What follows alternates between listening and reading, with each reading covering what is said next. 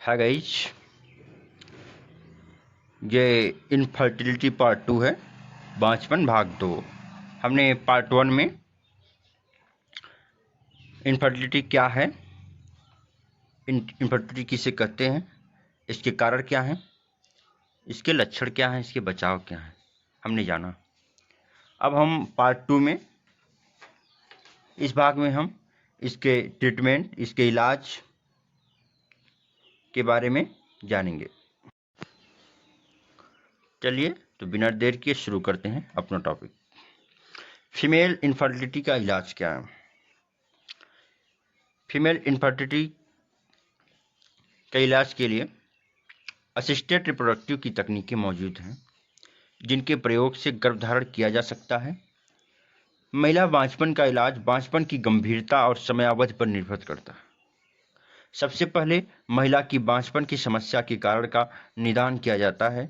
उसके बाद पहले उस समस्या पर नियंत्रण यानी ठीक करने का प्रयास किया जाता है, जैसे इम्यूनोलॉजिकल समस्याएं, एंडोक्रिनोलॉजिकल समस्याएं या हार्मोनल इम्बैलेंस। इन सारी समस्याओं को नियंत्रित किया जाता है, जिसके लिए डॉक्टर कुछ दवाइयों की सलाह देता है, या फिर ट्रीटमेंट से पहले आनुवंशिक क्रोमोसोमल इम्बैलेंस को दवाइयों द्वारा ठीक किया जाता है, और फिर आईवीएफ की प्रक्रिया द्वारा गर्भधारण हो सकता है। IVF in vitro fertilisation assisted reproductive technology की एक तकनीक है। आईवीएफ की प्रक्रिया में महिला के अंडाशय से, ओवरी से ओवम को निकालकर उसे पुरुष के शुक्राणु के साथ लैब में फर्टिलाइज किया जाता है। फर्टिलाइज्ड होने के बाद तैयार हुए भ्रूण को महिला के गर्भाशय में ट्रांसफर किया जाता है आईवीएफ द्वारा। जैसा कि चित्र में आप देख सकते हैं कि सर्वप्रथम पहले यूट्रस की ओवरी से, अंडाशय से ओवम को निकाला जाता है। अंडाशय से ओवम को निकालकर पुरुष के स्पर्म से फर्टिलाइज किया जाता है। फर्स्ट है, ओवरी से हम ओवम को निकालेंगे, अंडाशय से अंडे को निकालेंगे। सेकंड स्टेप, स्पर्म से जो है, मेल के स्पर्म से इसको जो हम फर्टिलाइज करेंगे। फर्टिलाइज करने के बाद इसको लैब में जो है विकसित करेंगे। जब भ्रूण विकसित हो जाएगा तो थर्ड में नंबर है, जब भ्रूण विकसित हो जाता है तो उसके बाद हम इसको जो है चौथे नंबर पे यूट्रस में जो है इसको इम्प्लांटेशन करते हैं, स्थानांतरण करते हैं आईवीएफ में।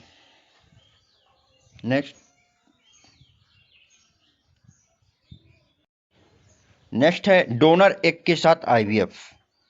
इसकी सलाह उन मामलों में दी जाती है जहां महिला के स्वस्थ अंडों की गुणवत्ता अच्छी नहीं होती है। इस प्रक्रिया में एक महिला डोनर के अंडाशय से अंडे प्राप्त किए जाते हैं। अंडे प्राप्त करने से पहले पूरी तरह से महिला डोनर की जांच की जाती है। फिर महिला के पति के शुक्राणु के साथ अंडे को फर्टिलाइज किया जाता है, जिसके परिणाम स्वरूप भ्रूण को गर्भाशय में, यूट्रस में ट्रांसफर किया जाता है। यह प्रक्रिया उन लोगों के लिए होती है जिनमें महिला की जो है ओवरी से जो अंडे निकलते हैं उनकी गुणवत्ता अच्छी नहीं होती है, बच्चे पैदा करने लायक नहीं होती हैं। तो हम जो है दूसरी मेथड अप्लाई करते हैं, महिला डोनर को खोजते हैं। उसमें महिला डोनर की ओवरी से अंडे लेते हैं और उस अंडे को हम मेल के, उसके पति के, महिला के पति के जो स्पर्म से जो है फर्टिलाइज करते हैं उसको, और फर्टिलाइज करने के बाद जो फर्टिलाइज जो है भ्रूण को हम गर्भाशय में इम्प्लांट कर देते हैं, ट्रांसफर कर देते हैं। नेक्स्ट है IUI, अंतर गर्भाशयी गर्भाधान यानी इंट्रायूरेटिन इंसेमिनेशन। उपचार एक सरल प्रक्रिया है जिसमें शुक्राणु को लैब में साफ करने के बाद ओवुलेशन के समय महिला साथी के गर्भाशय में ट्रांसफर किया जाता है, जिससे शुक्राणु के अंडे के साथ फर्टिलाइज होने की संभावना बढ़ जाती है। नेक्स्ट है लेप्रोस्कोपी। इस प्रक्रिया में एक लेप्रोस्कोप सर्जिकल उपकरण का उपयोग किया जाता है, जिसमें कैमरा और लाइट होती है। लेप्रोस्कोपी का उपयोग एंडोमेट्रियोसिस के इलाज और गर्भाशय में शिस्ट को हटाने के लिए किया जाता है। कभी कभी उन महिलाओं को जिनमें शिस्ट पाया जाता है उस वजह से भी जो है गर्भधारण नहीं होता है, ऐसी स्थिति में हम लेप्रोस्कोपी के द्वारा जो है उनका इलाज करते हैं। अगर कोई महिला लंबे समय से गर्भधारण नहीं कर पा रही है तो उसे डॉक्टर के निर्देश पर निम्न जांच करवानी चाहिए। जांच में है नंबर 1 ओवुलेशन टेस्ट। इसमें किट से घर पर ही ओवुलेशन परीक्षण किया जाता है या कर सकती हैं। हार्मोनल टेस्ट है नंबर 2। ल्यूटिनाइजिंग हार्मोन और प्रोजेस्टेरोन हार्मोन की जांच से भी बांझपन का पता लगाया जाता है। ल्यूटिनाइजिंग हार्मोन का स्तर ओवुलेशन से पहले बढ़ता है, जबकि प्रोजेस्टेरोन हार्मोन ओवुलेशन के बाद उत्पादित हार्मोन होता है। इन दोनों हार्मोन्स के टेस्ट से पता चलता है कि ओवुलेशन हो रहा है या नहीं हो रहा है। इसके अलावा प्रोलैक्टिन हार्मोन के स्तर की भी जांच की जाती है। नेक्स्ट हम देखेंगे पुरुषों में बांझपन का इलाज, मेल फर्टिलिटी ट्रीटमेंट। पुरुषों में बांझपन को दूर करने के लिए कई इलाज पद्धतियां मौजूद हैं। बांझपन के मामलों में महिला पार्टनर की भी जांच की जानी जरूरी होती है। पुरुषों में इनफर्टिलिटी का इलाज करने के लिए निम्नलिखित तरीके हैं। Number 1 surgery. वेरिकोसिले को सर्जरी से ठीक किया जा सकता है। स्खलन में शुक्राणु मौजूद न होने पर स्पर्म रिट्रीवल तकनीक के जरिए टेस्टिकल या एपिडिडाइमिस के जरिए सीधे शुक्राणु डाले जाते हैं। संक्रमण का इलाज, इन्फेक्शन का इलाज, एंटीबायोटिक्स इलाज से प्रजनन प्रणाली में हुए संक्रमण को ठीक किया जा सकता है, लेकिन यह हर मामले में फर्टिलिटी पावर को दोबारा ला पाने में असमर्थ होता है। नंबर 3 संभोग समस्याओं का इलाज। दवाओं और काउंसलिंग से फर्टिलिटी से संबंधित बीमारियां जैसे कि इरेक्टाइल डिस्फंक्शन या प्रीमेच्योर एजुकेशन को ठीक किया जा सकता है। संभोग समस्याओं का इलाज। दवाओं और काउंसलिंग से फर्टिलिटी से संबंधित बीमारियां जैसे इरेक्टाइल डिस्फंक्शन या प्रीमेच्योर एजुकेशन को ठीक किया जा सकता है। हार्मोन ट्रीटमेंट और दवाएं। शरीर में किसी हार्मोन की कम या ज़्यादा या उसके कार्य करने के तरीके में समस्या होने पर डॉक्टर हार्मोन रिप्लेसमेंट या दवाएं लेने की सलाह देते हैं। सहायक प्रजनन तकनीक, इसे ART भी कहते हैं। इसमें सामान्य वीर्य स्खलन, सर्जिकल निष्कर्षण या डोनर से शुक्राणु प्राप्त किए जाते हैं। इसके बाद स्पर्म को महिला यौन मार्ग में डाला जाता है। इनफर्टिलिटी की जांचें क्या? प्रजनन क्षमता में कमी की जांच। हिस्टेरोसल पिंगोग्राफी। हिस्टेरोसल पिंगोग्राफी यह एक एक्सरे परीक्षण है। इसमें यूट्रस, फैलोपियन ट्यूब और उनके आसपास का हिस्सा देखा जाता है। एक्सरे रिपोर्ट में गर्भाशय या फैलोपियन ट्यूब को लगी कोई चोट या असमानता को देखा जाता है। इसमें अंडे की फैलोपियन ट्यूब से गर्भाशय तक जाने की रुकावट भी देखा जाता है। ओवेरियन रिजर्व टेस्ट ओवुलेशन के उपलब्ध अंडे की गुणवत्ता और मात्रा को जांचने में मदद करता है। जिन महिलाओं में अंडे कम होने का जोखिम होता है, जैसे कि 35 वर्ष से अधिक उम्र की महिलाएं, उनके लिए रक्त और इमेजिंग टेस्ट का इस्तेमाल किया जाता है। नेक्स्ट है थायराइड और पिट्यूटरी हार्मोन की जांच। इसके अलावा प्रजनन प्रक्रियाओं को नियंत्रित करने वाले ओवुलेटरी हार्मोन के स्तर के साथ साथ थायराइड और पिट्यूटरी हार्मोन की भी जांच भी की जाती है। नेक्स्ट है इमेजिंग टेस्ट। इसमें पेल्विक अल्ट्रासाउंड होता है, जो कि गर्भाशय या फैलोपियन ट्यूब में हुए किसी रोग की जांच करने के लिए किया जाता है। नेक्स्ट पुरुषों में बांझपन की जांच, मेल फर्टिलिटी, कैसे हम इनकी जो है जांच करते हैं।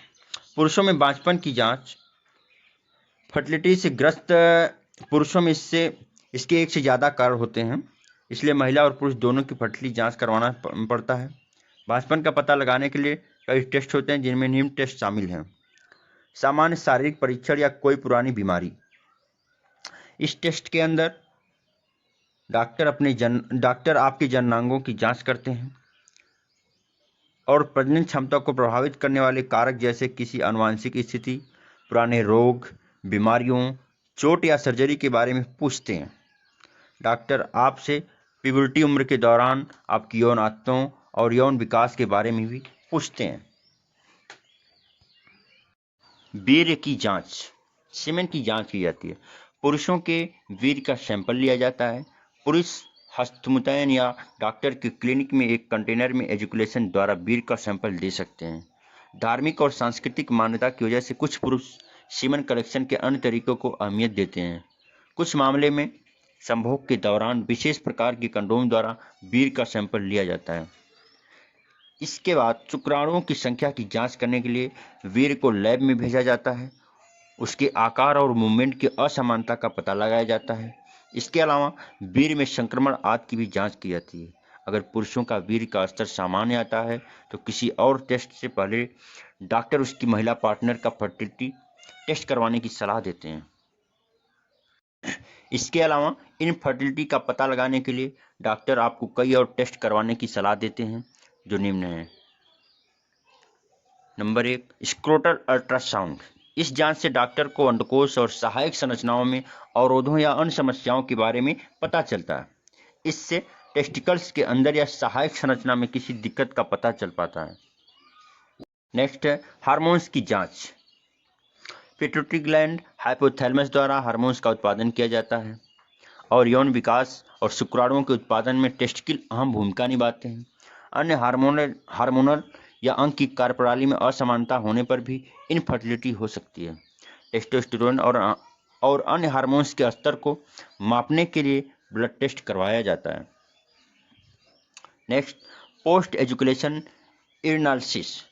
मूत्र में उपस्थित शुक्राणुओं से यह पता लगाया जा सकता है कि शुक्राणु एजुकेशन के दौरान लिंग से बाहर निकलने की बजाय मूत्राशय में वापस जा रहे हैं।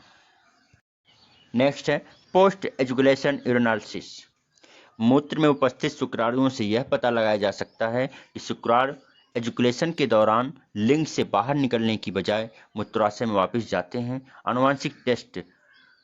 किसी आनुवंशिक कारण की वजह से भी स्पर्म की संख्या कम हो सकती है। ब्लड टेस्ट द्वारा पता लगाया जाता है कि किस आनुवंशिक कारण की वजह से पुरुष में इनफर्टिलिटी हो रही है। कई जन्मजात या आनुवंशिक सिंड्रोम का पता लगाने के लिए जेनेटिक टेस्ट करवाया जाता है। नेक्स्ट है टेस्टिकुलर बायोप्सी।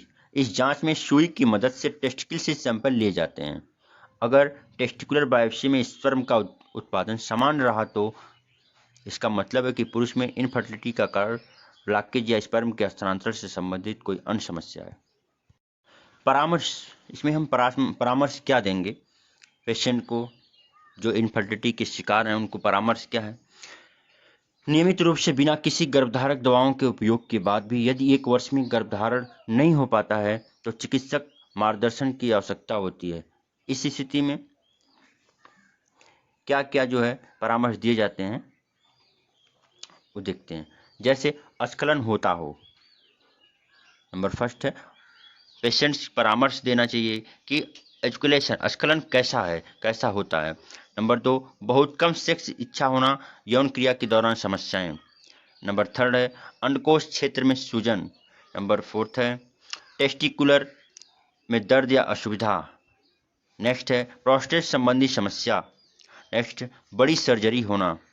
नेक्स्ट लिंग विसर्जन या अंडकोश की सर्जरी। हम उनको सलाह देंगे, परामर्श देंगे कि धूम्रपान न करें, अधिक शराब के सेवन से बचें, विसर्जन को अधिक तापमान से बचाएं, जैसे ज़्यादा गर्म पानी से न नहाएं, कसे हुए कपड़े न पहनना चाहिए, शुक्राणु की संख्या, अत्यधिक यौन क्रिया एवं बहुत कम यौन क्रिया, 14 दिन तक वीर्य स्खलन न होना। नेक्स्ट, और हम सलाह देंगे उनको तनाव से बचें, संतुलित भोजन का सेवन करें, और इन सब में नर्स की क्या भूमिका होती है यह जिम्मेदारी पूर्वक निभाना चाहिए। नर्स को चाहिए कि रोगी को उसके जीवन साथी से बात करने एवं भावनाएं व्यक्त करने को कहें। रोगी को विभिन्न नैदानिक जांचों के महत्व के बारे में बताएं एवं इसके लिए तैयार करें। रोगी को चिकित्सक की जरूरत को समझाएं। रोगी को नर्स की जिम्मेदारी होती है कि रोगी को चिकित्सा की जरूरतों को समझाएं, नपुंसकता से बचने के उपाय बताएं।